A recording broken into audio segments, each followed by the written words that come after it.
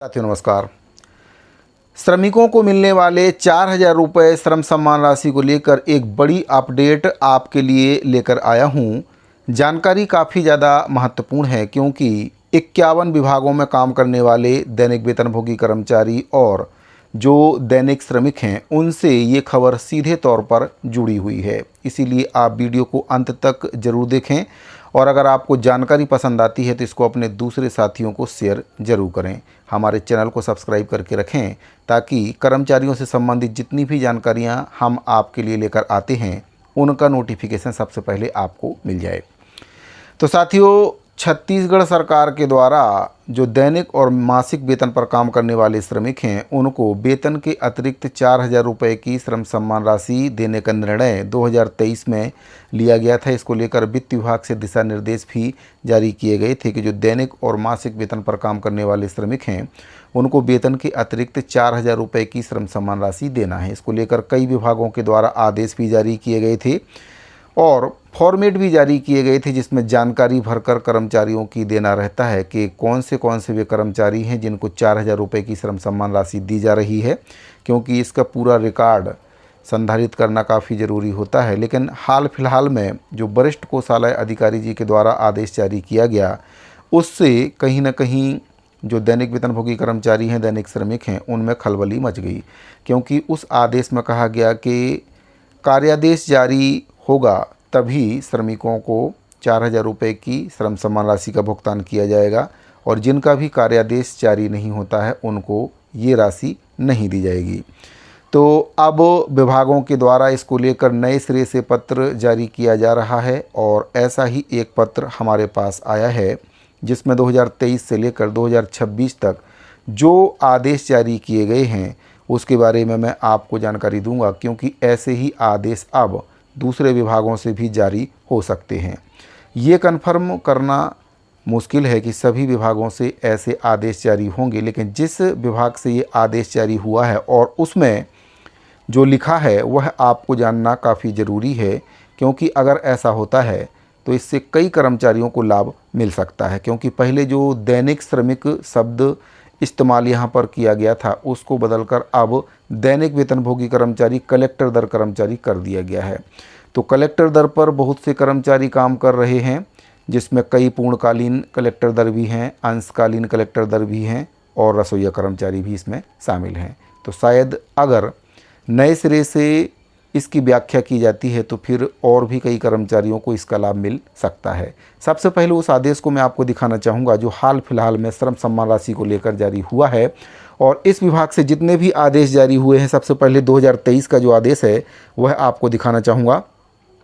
संचालनालय उद्यानिकी एवं प्रक्षेत्र वानिकी विभाग से 15/9/2023 को एक आदेश जारी हुआ और इसमें जो प्रति है उप सहायक संचालक उद्यान जिला समस्त और विषय है श्रम सम्मान राशि दैनिक और मासिक वेतन पर काम करने वाले जो कर्मचारी हैं उनको देने विषयक संदर्भ भी दिया गया है। और पत्र में कहा गया है विषय अंतर्गत संदर्भित पत्र द्वारा श्रम विभाग द्वारा निर्धारित दर में दैनिक मासिक वेतन पर काम करने वाले कर्मचारियों को श्रम सम्मान राशि 1 अगस्त 2023 से दिए जाने के निर्देश हैं।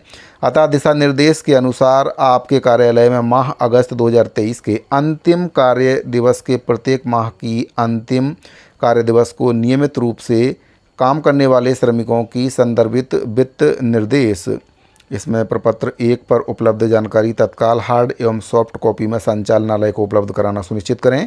और इसमें आगे कहा गया है कि कॉलम में श्रमिकों को रखे जाने का औचित्य टीप अवश्य देवें। साथ ही प्रमाण पत्र संलग्न करें कि जिले में उक्त तालिका के अनुसार कुल कितने श्रमिक काम कर रहे हैं। संचालक उद्यानिकी एवं प्रक्षेत्र वानिकी नया रायपुर से ये पत्र 15/9/2023 को जारी हुआ था।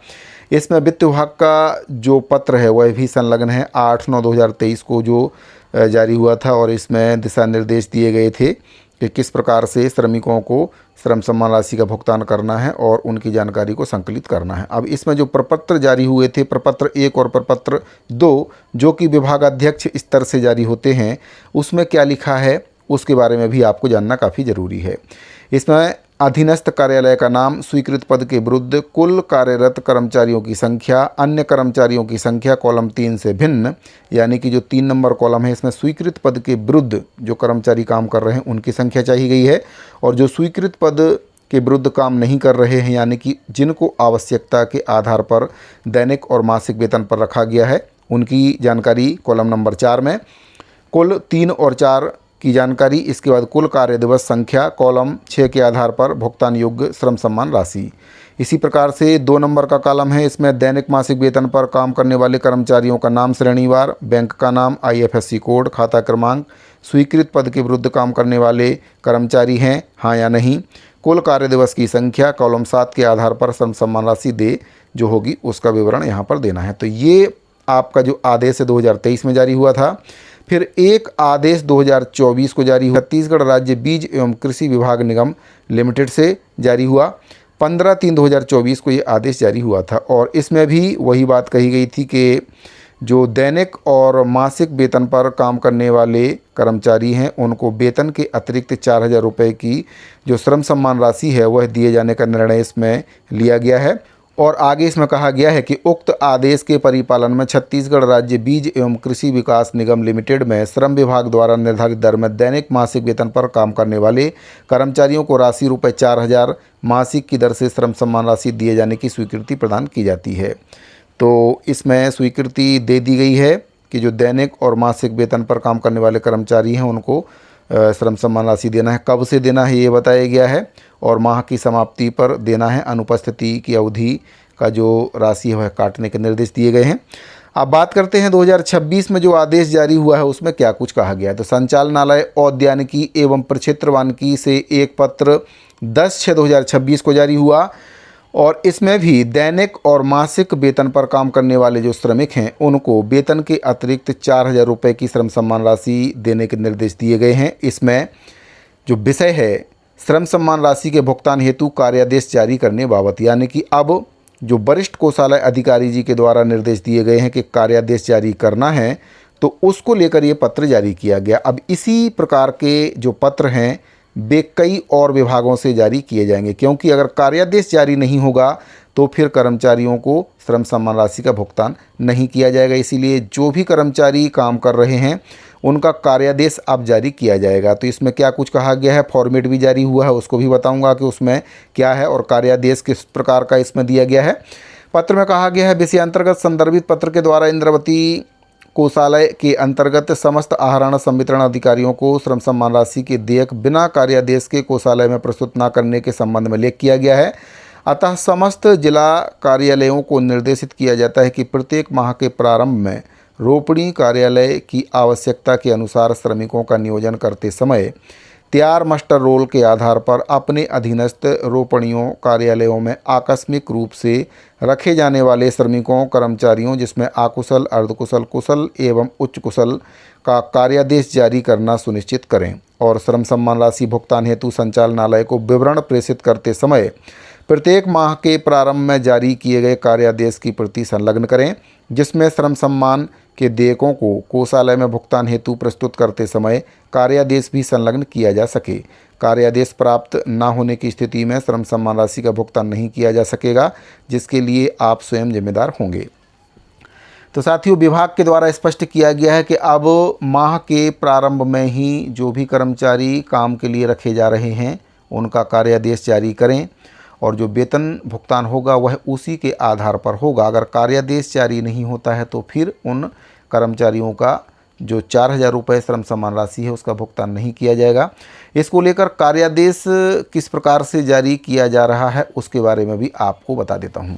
तो साथियों, एक कार्यादेश इसमें जारी किया गया, कार्यालय का नाम पता और इस पर लिखा है कार्यादेश। अब इस कार्यादेश में आप थोड़ा सा ध्यान देंगे क्या कुछ इसमें लिखा है। इसमें लिखा है शासकीय उद्यान रोपणी विकास खंड का नाम, जिला का नाम में आवश्यकता अनुसार रोपणियों कार्यालयों से संबंधित कार्यों के निष्पादन हेतु कलेक्टर दर पर माह, इसमें वर्ष और माह लिखना है। हेतु निम्नानुसार श्रमिकों कर्मचारियों जिसमें अकुशल, अर्धकुशल, कुशल और उच्च कुशल को नियोजित किया जाता है। साथियों यहाँ पर दैनिक श्रमिक नहीं लिखा है, इस पर कलेक्टर दर लिखा है और कलेक्टर दर में बहुत सारे कर्मचारी आते हैं, इसके बारे में आगे हम चर्चा करेंगे। इसमें जो फॉर्मेट दिया गया है, आवश्यकता अनुसार आकस्मिक रूप से रखे गए श्रमिकों कर्मचारियों का नाम, श्रेणी वही आपकी जो श्रेणी है सभी अकुशल, अर्धकुशल, कुशल और उच्च कुशल, श्रेणी के अनुसार दर, कुल कार्य दिवस और रिमार्क्स इसमें बताया गया है। तो इसी प्रकार से जो कार्यादेश जारी है वह किया जाएगा और इस कार्यादेश में दैनिक वेतनभोगी कलेक्टर दर का इस्तेमाल किया गया, यानी कलेक्टर दर पर जो कर्मचारी हैं उनको श्रम सम्मान राशि का भुगतान किया जाएगा। तो अब कलेक्टर दर में बहुत से कर्मचारी आते हैं क्योंकि इस कार्यादेश में ये नहीं लिखा है कि पूर्णकालीन कलेक्टर दर हैं कि अंशकालीन कलेक्टर दर हैं, क्योंकि अंशकालीन में भी बहुत सारे कर्मचारी कलेक्टर दर पर काम कर रहे हैं जिनको श्रम सम्मान राशि अभी तक नहीं मिल रही थी।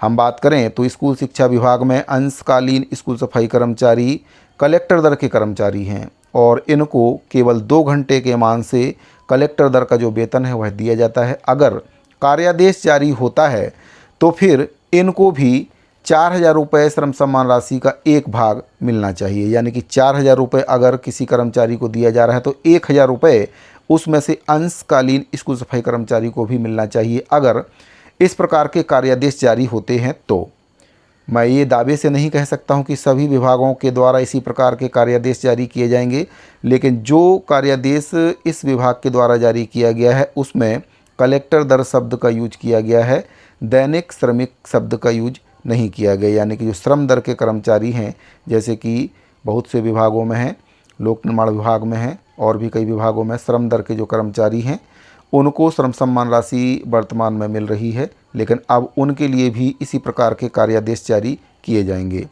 तो ऐसे कर्मचारी जो कलेक्टर दर पर काम कर रहे हैं, इसमें रसोइया कर्मचारी भी आ सकते हैं क्योंकि उनको भी कुछ इसी प्रकार का वेतन दिया जा रहा है। तो अगर कार्यादेश जारी हो रहा है तो उसमें स्पष्ट तौर पर यह लिखा होना चाहिए कि पूर्णकालीन कलेक्टर दर के लिए ये राशि दी जाएगी या फिर इसमें अंशकालीन को भी शामिल किया जाएगा। अगर अंशकालीन को शामिल किया जाता है तो फिर स्कूल सफाई कर्मचारियों को भी इसका लाभ मिल सकता है। और ये आदेश केवल एक ही विभाग के लिए लागू नहीं है, सरकार की जो स्कीम रहती है सभी विभागों के लिए रहती है।